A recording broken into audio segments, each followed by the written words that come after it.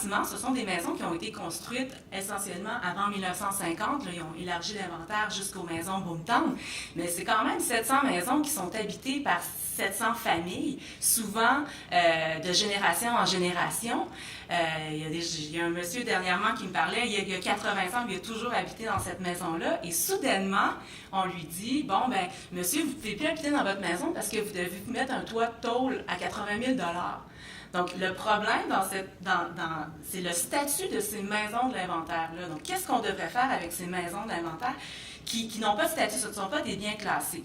Si, pour reprendre un peu l'exemple que vous venez de donner, si on faisait une aire de protection autour des 19 ou 20 bâtiments qui sont classés, et là, on se dit, bon, ben, OK, effectivement, il ne faut pas construire un bâtiment rose devant une de nos très belles églises à l'île d'Orléans, on pourrait comprendre.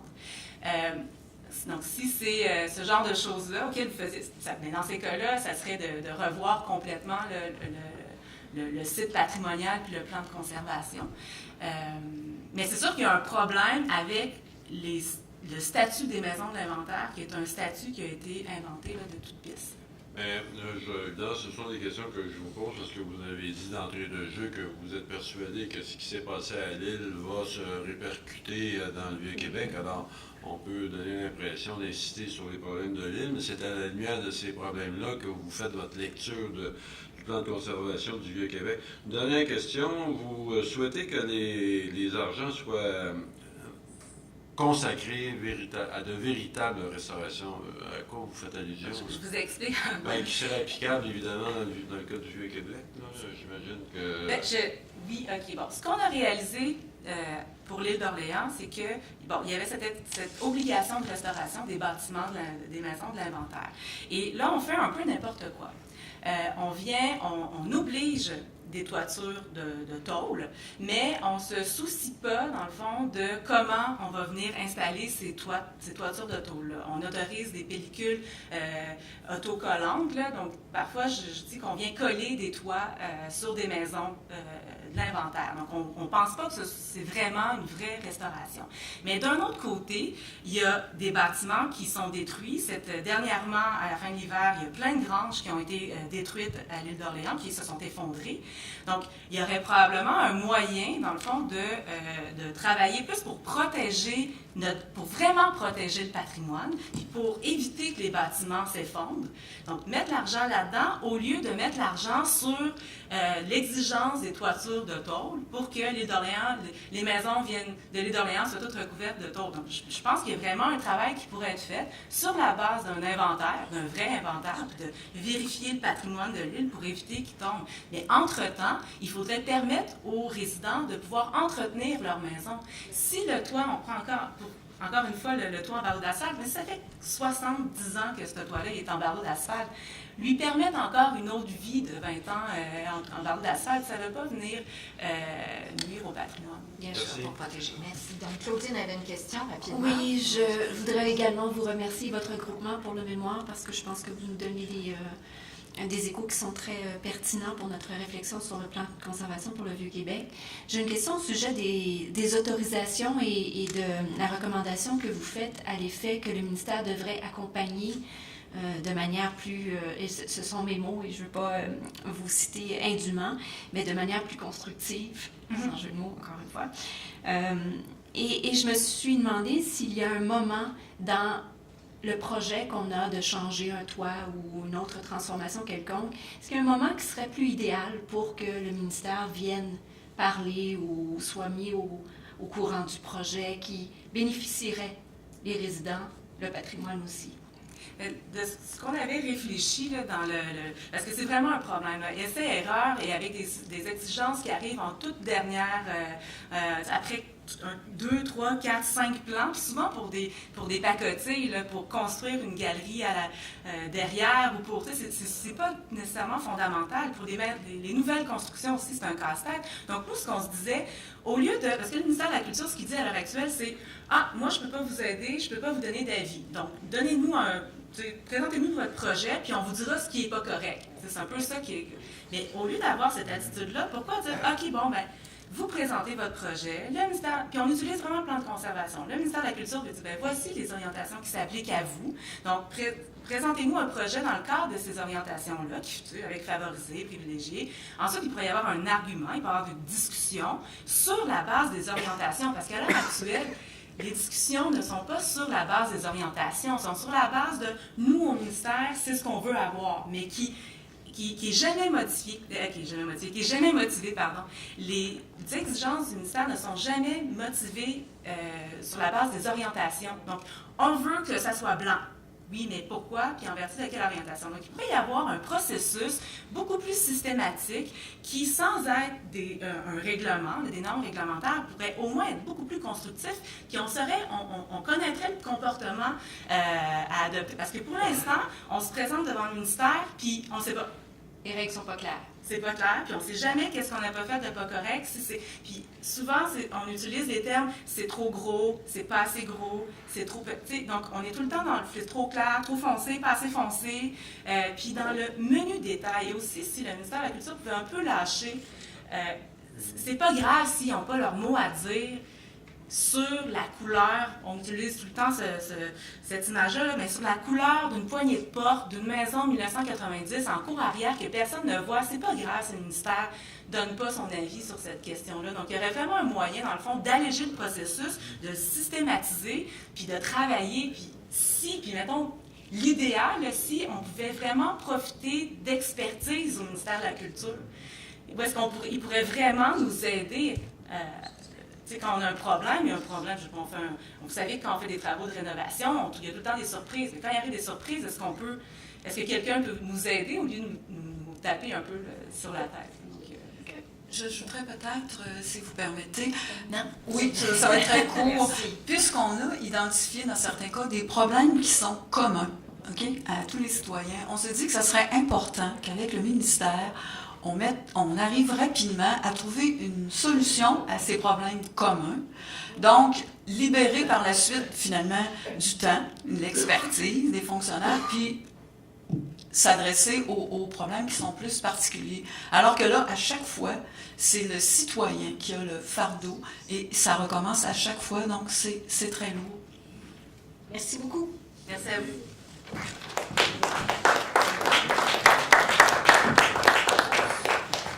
Alors, j'inviterai maintenant M. Marc Côté.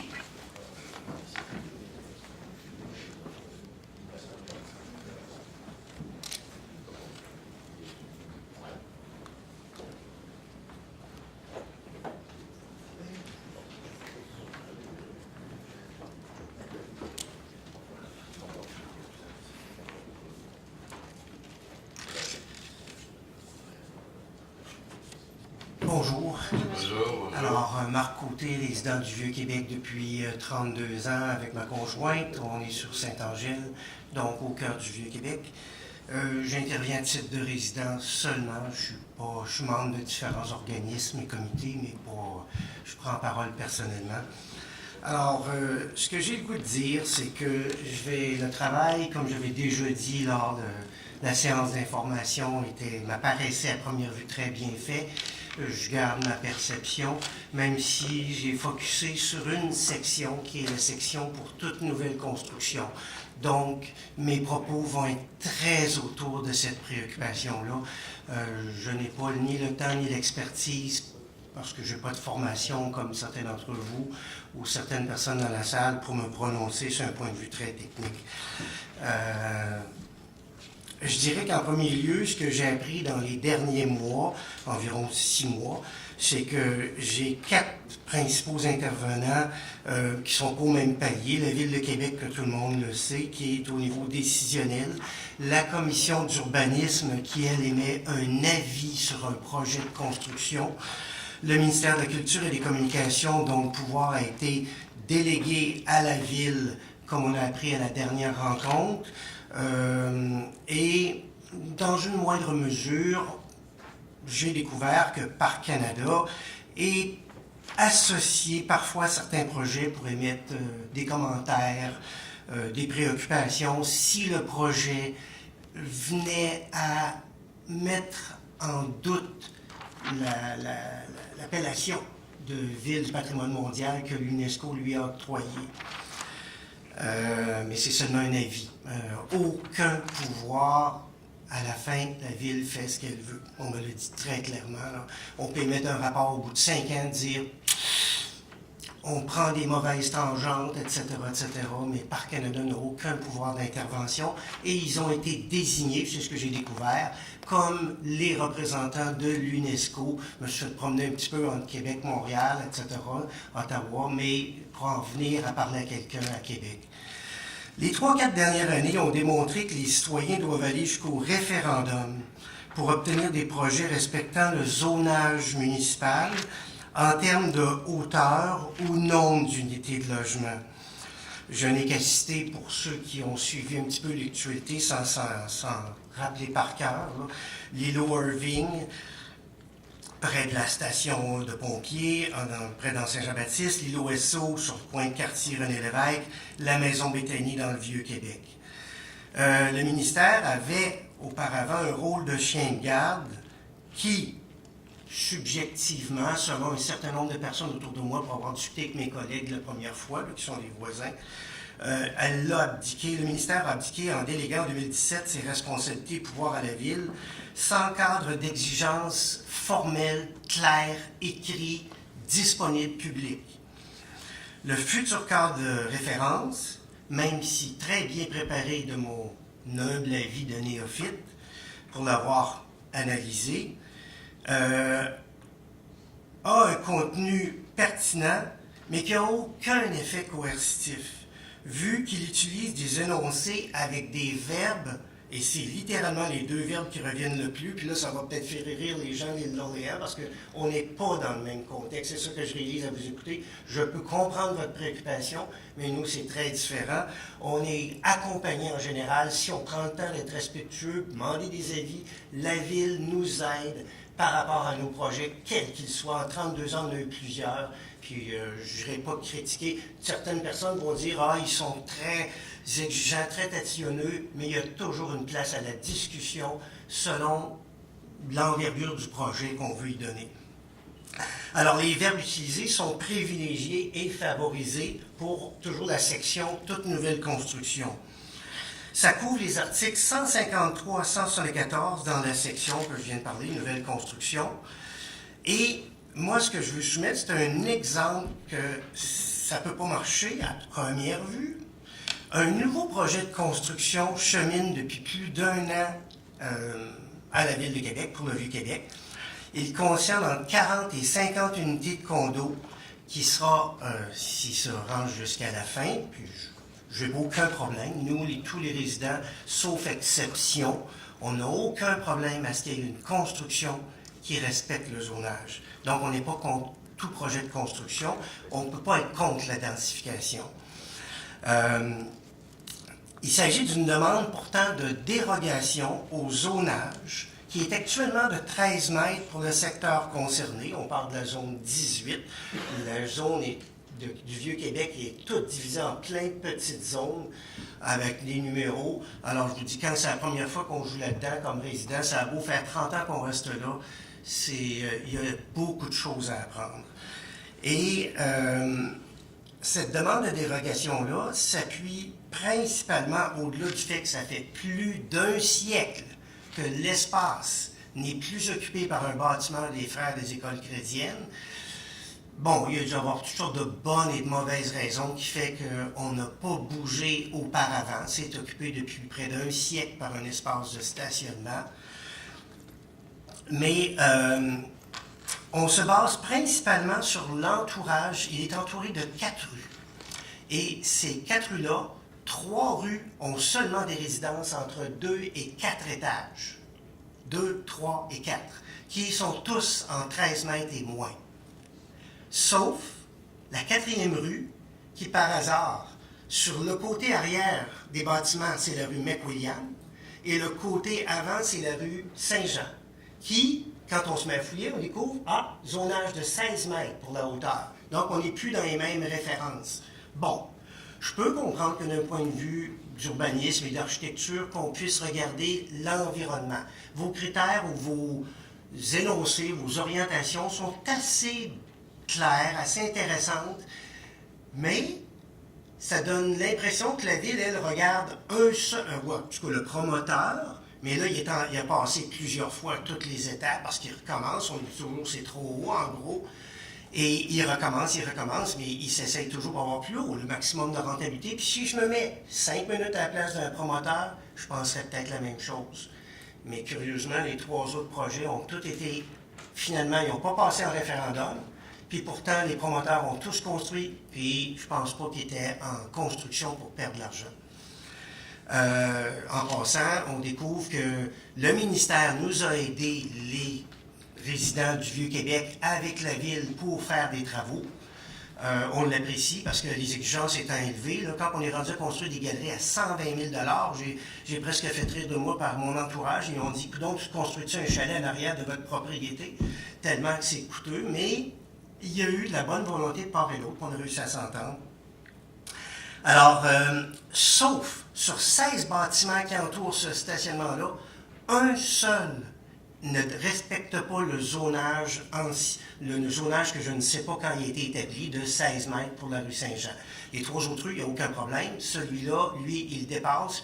Et selon ce qu'un architecte m'a dit, il est capable de démontrer que dans le temps, il y a eu des fling-flang, comme on dit en bon québécois, mais il n'y a aucun document légal à la Ville de Québec qui démontre qu'il a été respecté. Il y en a un second, tout le monde presque à Québec connaît l'édifice de la pharmacie, maintenant Jean Coutu, qui est un ancien édifice de l'armée et qui était aussi un édifice pour Bell Canada, au coin de Saint-Jean et Saint-Angèle.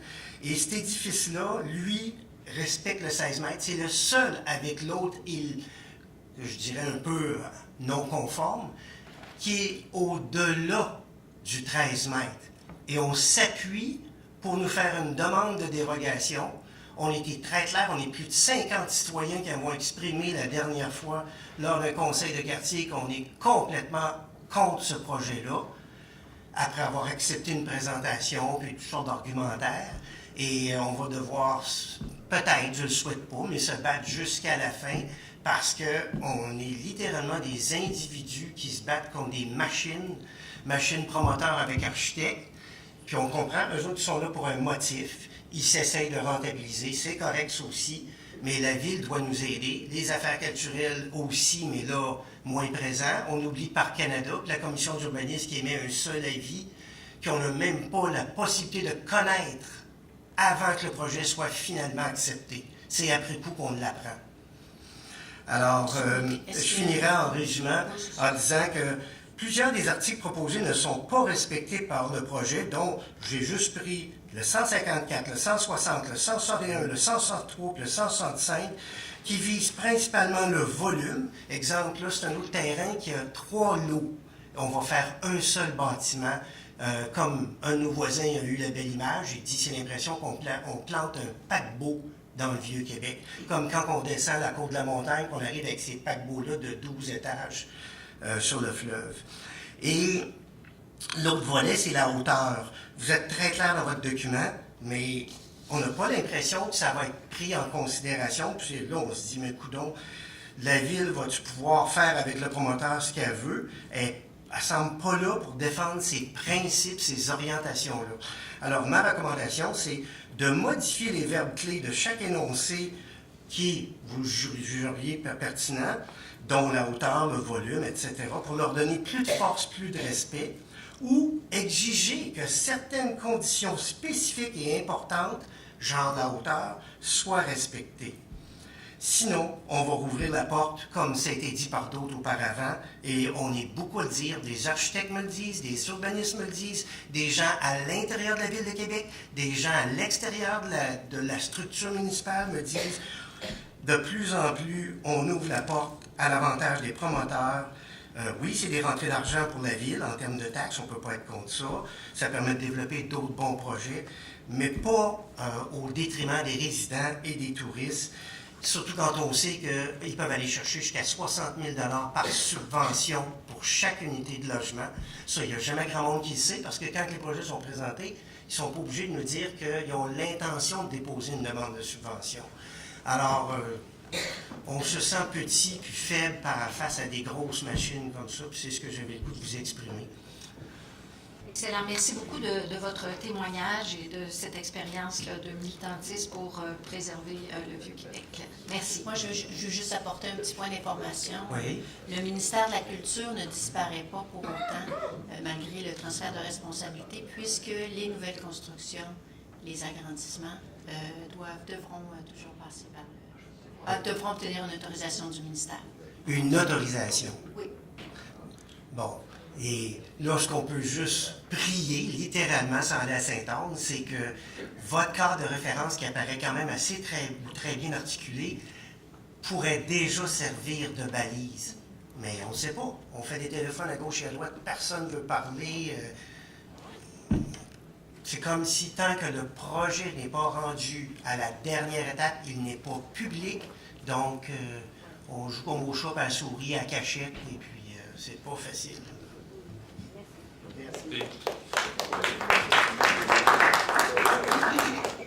Alors, je demanderai maintenant à M. André Sirois de se venir sur la scène.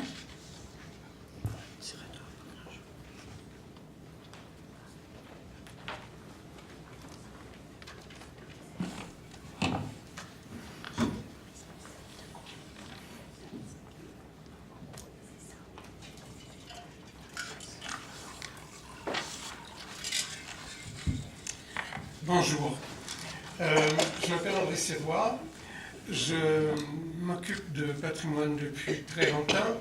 J'ai fondé le comité des citoyens du Vieux-Québec en 1975. J'ai aussi été vice-président du Conseil des monuments et sites du Québec pendant quelques mandats et je suis l'un des fondateurs du Comos Canada. J'ai travaillé à la Conférence des Nations Unies sur les établissements humains à Vancouver.